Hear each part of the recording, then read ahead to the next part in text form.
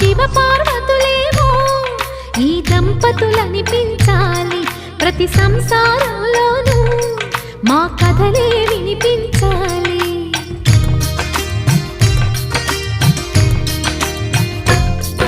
ఆ సిరిని శ్రీహరిని మా జతలో చూపించాలి, శ్రీకాంతుల కొలువంటే మా కాపురం అనిపించాలి. మా ముంగిలిలోన పున్నమి పూల వెన్నెల విరియాలి, మా చక్కని జంట చుక్కల తోట పరిపాలించాలి.